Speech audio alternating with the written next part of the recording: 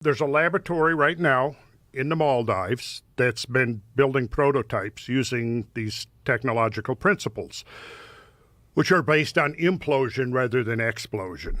And the inspiration for this... Tesla's ideas are part of it, I think you mentioned. Tesla's ideas are very much a part of it. Yes, Tesla's ideas are very much a part of it. So is, I don't know if you ever, Victor Schauberger, who did the work with water and discovered, look at, Jamie, could you look up Victor? Oh, I have the cable now, don't I? Take it back. Let me find a video. Well, no.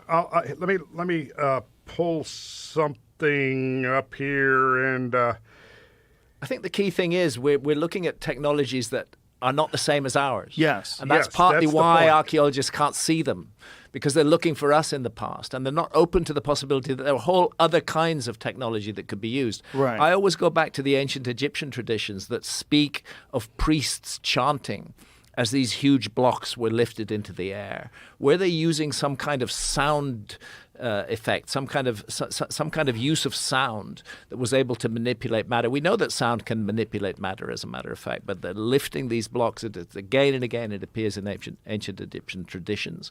The notion that we could lift huge blocks with sound seems absurd to archaeologists, and yet it's there in the traditions of the Egyptologists. And what Randall's talking about now is people who are working on a whole alternative path of technology, and maybe that's a rediscovery of the kind of technologies that were used by a lost civilization. I think that's what's important about what you're saying, is that we have this very limited idea of technology based on what we've experienced. Yeah. But if you had anatomically similar human beings that lived for thousands and thousands of years. Stuff just keeps on getting older. If you think about the amount of progress that we've achieved as modern humans just in the last few hundred years, if you go back 400 years to now, it's a stunning amount of achievement. Absolutely stunning. And if you have a completely different path of technology, one that's not utilizing internal combustion engines and cranes and the like that we experience leverage, today. Mechanical advantage, everything that our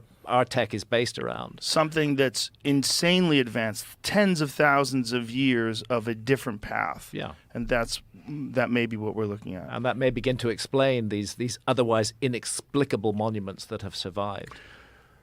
Jamie, do I need... There we go. This is the work of Nikola Tesla. And he was, again, this is way too much for us to get in today. That's why we need to devote a whole session to talking about this.